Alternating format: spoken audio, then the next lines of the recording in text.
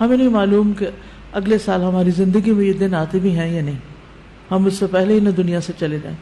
اس لیے بہت ضروری ہے کہ ان 10 دنوں کی پلاننگ کریں کہ ہم نے کیا کیا کرنا ہے. صرف وہ کام کافی نہیں جو ہم ہر روز نیکی کے کام کرتے رہتے ہیں، مثلا جو روٹین میں نوافل پڑھ رہے ہیں یا صدقہ خیرات کر رہے ہیں یا اور نہیں، مزید بھی کرنا ہے. صحابہ ان دنوں میں انتھک محنت کیا کرتے تھے. سعید بن جبیر ذی الحجہ کے 10 دن داخل ہونے کے بعد عبادت میں بہت زیادہ کوشش کرتے تھے، حتیٰ کہ وہ اتنی محنت کرتے کہ لگتا کہ وہ اس کی قدرت نہیں رکھتے، یعنی اپنے آپ کو اتنا تھکا دیتے کہ لگتا کہ بس اب اس سے زیادہ کچھ کر نہیں سکتے، آخری درجے تک. اب نیک اعمال میں سے افضل عمل جو ان دنوں کے لیے پسندیدہ ہے وہ اللہ کا ذکر ہے.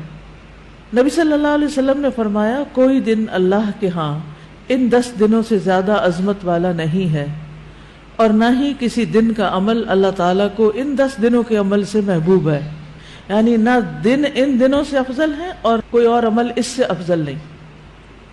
بس تم ان 10 دنوں میں کثرت سے لا الہ الا اللہ، اللہ اکبر اور الحمدللہ پڑھو، یعنی تحلیل، تکبیر اور تحمید. اب اس کے لیے یہ جو کلمہ نا سبحان اللہ والحمدللہ ولا الہ الا اللہ واللہ اکبر، یہ ان تینوں کلمات کا مجموعہ ہے اور اس میں سبحان اللہ کا اضافہ بھی ہے.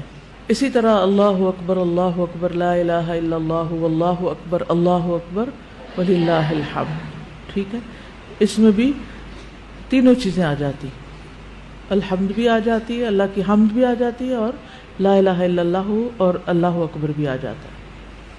صحابہ کرام جو تھے ان میں سے ابن عمر اور ابو ہریرہ رضی اللہ عنہما ان 10 دنوں میں بازار کی طرف نکل جاتے اور دونوں تکبیرات پڑھتے، یعنی مل کے بھی پڑھتے.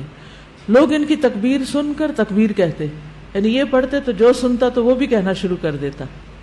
تو لوگ ان کی تکبیر سنتے کا کیا مطلب ہے کہ یہ تکبیرات اونچی آواز سے پڑھ رہے ہوتے تھے.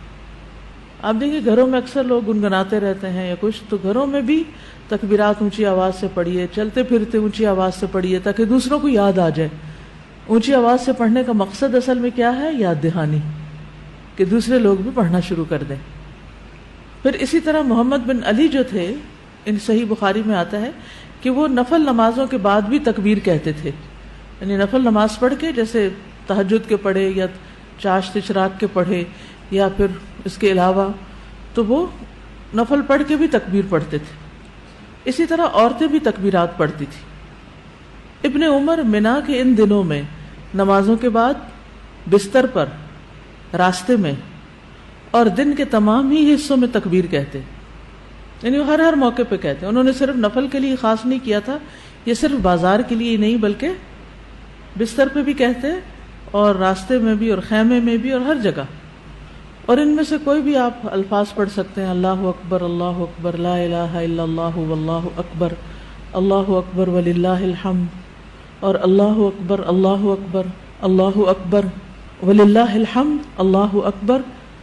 اسی طرح اللہ اکبر کبیرہ، اللہ اکبر و اجل، اللہ اکبر وللہ الحمد. پھر اللہ اکبر کبیرہ، تو اللہ اکبر کبیرہ والحمد للہ کثیرہ وسبحان اللہ بکرۃ واصیلا بھی آپ پڑھ سکتے ہیں. ٹھیک ہے، آخر میں اللہم اغفر لی بھی کہہ سکتے ہیں. دوسرا اہم کام جو ان دنوں میں کرنے کا ہے وہ 9 ذی الحجہ کا روزہ ہے. اس روزے کی خاص فضیلت ہے جس سے انسان کے گناہ معاف ہوتے ہیں، اور یہ دن 1 سال گزرے ہوئے اور 1 سال آنے والے گناہوں کا کفارہ بنتا ہے. لیکن اس کے علاوہ بھی آپ باقی دنوں میں روزے رکھ سکتے ہیں.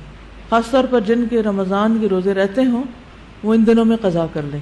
جو شوال میں نہیں کر سکے، ذوالقعدہ میں نہیں کر سکے، اب ذوالحجہ میں کر لیں. اجر کا اجر ہے اور اپنے فرض کی ادائیگی بھی ہو جائے گی. شوال کے روزے تو الگ الگ رکھنے پڑتے ہیں، لیکن یہ آپ ملا کے بھی رکھ سکتے ہیں، کیونکہ ان پہلے 8 دنوں کے روزے کو مخصوص نہیں ہے. یہ ہم نفلی روزے ثواب کی خاطر رکھتے ہیں، لیکن اگر قضا رکھ لیں تو بہت اچھا ہے. اور ان دنوں کا سب سے افضل عمل قربانی ہے. اقوال میں تسبیحات ہیں، افعال میں قربانی. تو مجھے امید ہے کہ آپ سب نے قربانیوں کا بندوبست کر لیا ہوگا. اگر ہر شخص الگ الگ نہیں کر سکتا، تو مل کے بھی اکٹھے ہو کے بھی قربانی کر سکتے، کیونکہ جان کا صدقہ تو کبھی بھی کیا جا سکتا ہے.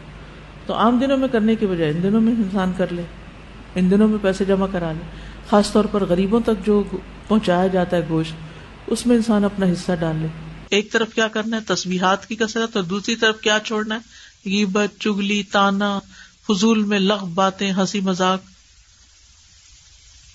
اپنے شر سے دوسروں کو محفوظ رکھنا، اپنی زبان سے دوسروں کو اذیت نہیں دینا، بدگمانی، تجسس، ٹوہ نہیں لگانا، آر نہیں دلانا، نفرت و بغض نہیں کرنا، ظلم نہ کرنا ہے نہ ہونے دینا ہے، کسی کو بے عزت نہیں کرنا، آر دلانا اور تانا دینے والی عادتوں کو چھوڑنا ہے. ٹانٹنگ، وہ جو عادتیں ہوتی ہیں نا، ان کو بھی چھوڑنا ہے.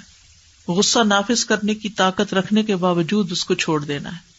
گالی گلوچ، بد زبانی، ان چیزوں سے بھی بچنا ہے. مسلمان کو ہر طرح کی اذیت دینے سے رکنا ہے. رشتہ داروں کی قطع تعلق ہی نہیں کرنی، ان کو منانا ہے. ظالم رشتہ داروں پر بھی مہربانی کرنی ہے.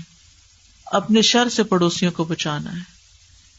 اپنے ایمان کی تجدید کرنی ہے. صبر اور عفو درگزر کرنا ہے. اچھا اخلاق اختیار کرنا ہے. اول وقت پہ نماز پڑھنا ہے. قیام لمبا کرنا ہے. ہو سکے تو تہجد پڑھنا ہے. روزہ رکھنا ہے. حج کے لیے تو چلے گئے ہیں لوگ، ہو سکے تو حج کرنا ہے. مالی صدقات میں اپنے اہل و عیال کی ضروریات پوری کرنا. ناراض رشتہ دار کو تحفہ دینا. اپنے بہن بھائیوں کی یا اپنے دوستوں کی ضروریات پوری کرنا. پانی پلانا. ایسا صدقہ جو خود کو محتاج نہ کرے کسی کا. ناراض لوگوں کو آپس میں صلح کرانا. کسی کو خوش کرنا، کسی کی پریشانی دور کرنا. پھر اپنے نفس اور خواہش سے جہاد کرنا. لوگوں کو اپنی برائی سے محفوظ رکھنا. اور صدقے خیرات میں کھانے پینے اور دیگر چیزوں کے علاوہ اچھی کتابیں، اچھے پیمفلیٹس اور خصوصاً اس ٹاپک کی اویئرنیس لوگوں میں کریٹ کرنا ہے.